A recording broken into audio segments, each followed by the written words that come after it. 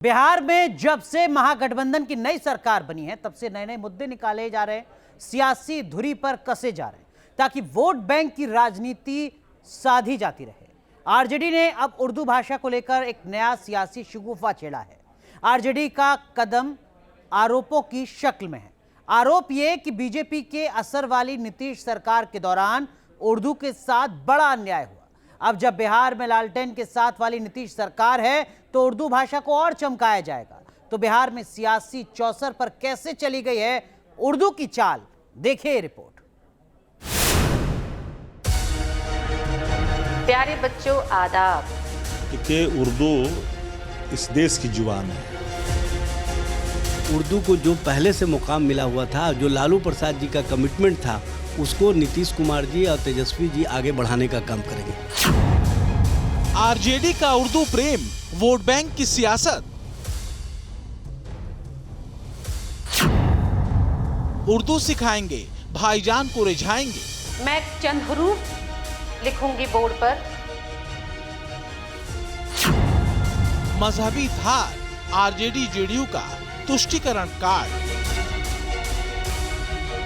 उर्दू का प्रयोग जैसे था पहले उस तरीके से लागू रहेगा।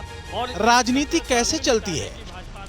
राजनीति संवाद, संवेदनशील मुद्दों और संकेतों से चलती है। बिहार में पुराने मुखौटे की नई सरकार है।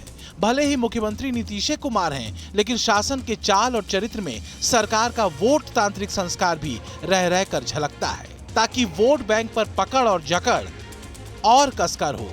और इसी में ताजा पत्ता फेंटा है आरजेडी ने उर्दू भाषा को लेकर। राष्ट्रीय जनता दल मांगे उर्दू। जी हाँ, उर्दू कई जगह रास्तों पर नेम प्लेट पर लिखा हुआ दिखता रहा था, सरकारी दफ्तरों में लिखता हुआ दिखता रहा था, मगर अब उर्दू बहुत कम जगह दिखने लगी है। और यही कारण है कि राष्ट्रीय जनता दल अब ये कह रही है कि उर्दू को तवज्जो दिया जाना चाहिए, उर्दू से प्रेम करना चाहिए। अगर हिंदी और अंग्रेजी दिख रही है तो फिर उर्दू क्यों नहीं? बिहार में उर्दू दूसरी राजभाषा है, लेकिन किसी के लिए उर्दू भाषा है तो किसी के लिए भाषा के जरिए भावनाएं पकड़ने और मुस्लिम वोट बैंक को रिझाने का जतन। आरजेडी उर्दू भाषा की पैरोकारी के जरिए दरअसल यही दांव चल रही है, सजी हुई सियासी भाषा के साथ। कि उर्दू इस देश की जुबान है, ये बात समझनी पड़ेगी पहले। और बिहार में द्वितीय भाषा है, और जिसकी उर्दू अच्छी होती है ना, उसकी हिंदी बेहतरीन होती है। चार चंद लग जाता है शब्दों में, उसकी मिठास में, उनके अल्फाज में, उनके उच्चारण में।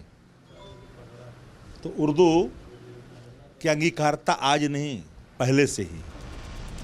सवाल दरअसल भाषा के जरिए गढ़े गए तुष्टीकरण के फार्मूले का है। बिहार में चाचा भतीजे की सरकार बनने के करीब एक महीने पहले सीमांचल के सरकारी स्कूलों में रविवार के दिन शुक्रवार को छुट्टी देने का मामला सामने आया।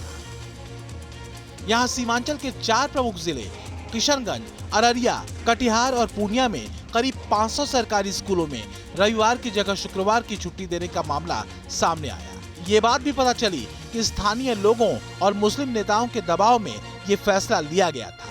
इन जिलों में मुस्लिम आबादी 50 से 70% तक है। लेकिन इस बार मुद्दा उर्दू का है, और कहा यह जा रहा है कि जब नीतीश कुमार बीजेपी के पाले में थे तब उर्दू हाशिए पर चली गई। अब नीतीश आरजेडी के पाले में है तो उर्दू फिर सरकारी विभागों और इश्तेहारों में चमकेगी। जब से भारतीय जनता पार्टी साझेदार बनी, उसके बाद से उर्दू और उर्दूदां को कहीं ना कहीं कमज़ोर किया गया। लेकिन फिर महागठबंधन की सरकार बनी है।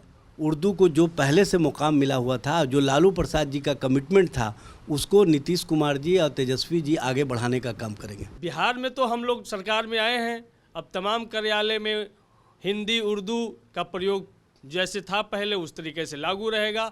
और कहीं 17 साल में मिटाने की भाजपा आरएसएस ने कोशिश की होगी, उसे पुनः हम लोग लिखने की कोशिश करेंगे। भाषा भावनाओं से जुड़ी होती है। आरजेडी की सियासी पैंतरेबाजी फिलहाल उर्दू पर आकर टिकी है। अब यहां से आगे उर्दू जाएगी या आरजेडी की उर्दू पर कसी गई सियासी हसरतें, ये देखना होगा। फिलहाल मजहबी संकेतों की लकीर पर उर्दू कसी है। बिहार में, पटना में हर जगह सड़कों पे उर्दू में नाम लिखे होते थे, हर जगह सरकारी कार्यालय में उर्दू दिखता था। उर्दू गौन हो गया, अब उर्दू की वापस लाई जाएगी पहले वाली तमाम शख्सियतें। उर्दू को फिर से उन लोगों से जोड़ा जाएगा जो उर्दू की हमेशा से वकालत करते रहे हैं, और बिहार में उर्दू को पुनः स्थापित करने का जिम्मा उठाया है आरजेडी के नेताओं ने। वीडियो जर्नलिस्ट सत्येंद्र के साथ रजनीश सिन्हा, न्यूज़ नेशन, पटना।